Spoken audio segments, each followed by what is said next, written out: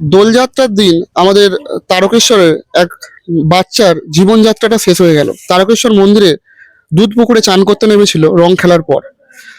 আজ সেই খবরটা প্রচুর পরিমাণে নিউজ মিডিয়া থেকে শুরু করে অনেক ব্যক্তিবর্গ নিজের মোবাইলে ভিডিওর মাধ্যমে চারিদিকে ভাইরাল করেছে। কিন্তু কথাটা হচ্ছে, সেই তাদের ভিডিওর মধ্যে অনেকে কমেন্ট করছেন যে সেই বাচ্চাটি নাকি মদ খেয়ে নেমেছিল। আজ আমি সেখানে উপস্থিত ছিলাম, কিন্তু আমি কোনো ভিডিও বানানোর মতো পরিস্থিতিতে ছিলাম না, কারণ ওই উদ্ধার কার্যের একটা বন্ধুর সঙ্গে আমি ওখানে ছিলাম, কোনো ভিডিও বানাতে পারিনি আমি। আজকে তাদের বাবা মার একটা কাতর অনুরোধ আমার কাছে যে একটা অন্তত ভিডিও বানিয়ে তুমি পোস্ট করো। আমি কতজনকে জবাব দেবো যে আমার ছেলেটা মাতাল নয়, আমার ছেলেটা মদ খেয়ে সেখানে নামেনি। আজকে আমি তার বাবার কাছে এসেছি। ছেলেটি কোন স্কুলে পড়তো একটু যদি বলো। তো ভঞ্জিপুর স্কুলে দেশবন্ধু বিদ্যানিকেতন 10ম শ্রেণীর ছাত্র ছিল। আর কি বলতে চাইছো তুমি? এই যে সবাই যে বলছে যে সবাই মদ খেয়ে নেমেছিল বলছে বা ছেলেটি, তুমি কি বলতে চাইছো? আমি বলতে চাইছি সবার কাছে জোরহাত করে বলছি, কমেন্টগুলো পড়ছিলাম। আমি তো এই 4 দিন মোবাইল দেখতে পারিনি। তারপরে কমেন্টগুলো যখন 2-1টা কমেন্ট পড়ছি, অনেকে লিখছেন যে মদ খেয়ে দেখো, মদ খেয়ে ডুবে গেছে, বেশি হোলি দিনে বেশি মদ খেয়েছে। কমেন্টগুলো পড়ছি, বুকে খুব যন্ত্রণা হচ্ছে, খুব কষ্ট হচ্ছে। দয়া করে তাদেরকে বলছি যারা বাজে বাজে কমেন্ট করছেন, আমার ছেলে স্টুডেন্ট, নাবালক, এই 10ম শ্রেণীতে উঠেছে, এবছর মাধ্যমিক দেবে, কোনো নেশা ভাঙ করে না, কোনো কিচ্ছু না। আমার ছেলে পাড়ার 1000টা লোককে জিজ্ঞাসা করে দেখুন, 1000টা লোক ভালো বলবে ওর মতো ছেলে হয় না, ওর মতো হয় না। তো যারা যারা বাজে কমেন্ট করছেন, একসঙ্গে রং খেলেছে, আনন্দ করে ওরা চান করতে গিয়েছিল। ওরাও ভাবতে পারেনি যে এরকম দুর্ঘটনাটা ঘটবে, কিন্তু ঘটে গেল। তার জন্য কে দায়ী কেউই বলতে পারছে না। আমি একটাই কথা বলবো, আমি একটা মা, সন্তান হারিয়েছি। আমার মতন আর কোনো মা সন্তান যেন না হারায়, সেই জন্যে যেখানে এই দুর্ঘটনাটা ঘটেছে সেইখানে সুব্যবস্থা করুক, যাতে কোনো দিন কোনো মা যেন আমার মতো আর্তনাদ না করে সারা জীবন। আপনারা প্লিজ একটু দয়া করে ভুল ভাল কমেন্ট করা বন্ধ করুন। আর আমার বাবাটা যেখানে থাকবে তারা সে যেন শান্তিতে থাকে, ভালো থাকে।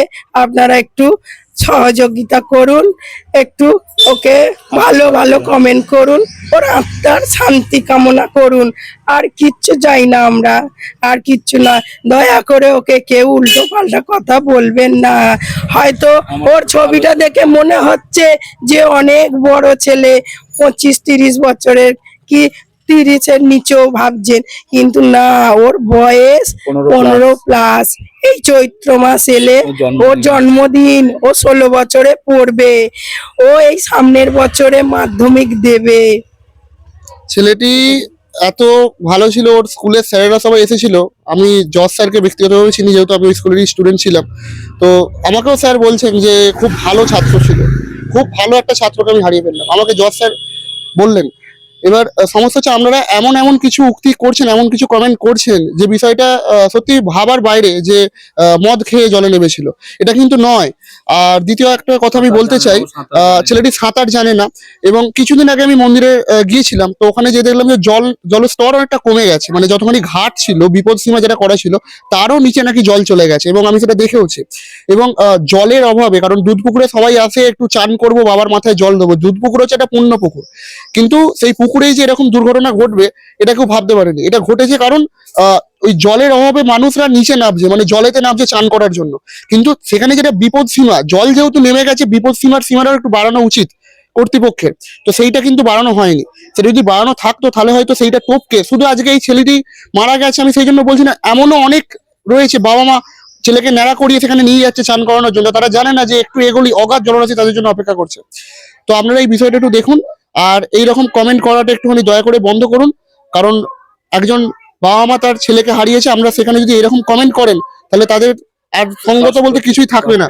খুব কষ্ট হচ্ছে, কমেন্টগুলো বাজে বাজে কমেন্টগুলো পড়ছি, কিন্তু বাজে কমেন্টের থেকে অনেক ভালো, হাজারো হাজারো ভালো কমেন্ট আসছে। সবাই কষ্ট পাচ্ছে ওর জন্য, কিন্তু যারা করছেন হয়তো খুব সামান্য, কি তাদের কাছে হাত জোর করে বলছে এরকম করবেন না, প্লিজ। কষ্ট হচ্ছে, বাজে কমেন্ট করবেন না। আমার ছেলে কোনো নেশা করতো না, আমার ছেলে নাবালক ছেলে, খুব ভালো ছেলে, পাড়ায় সবাই ভালোবাসতো, সবাই ভালোবাসতো।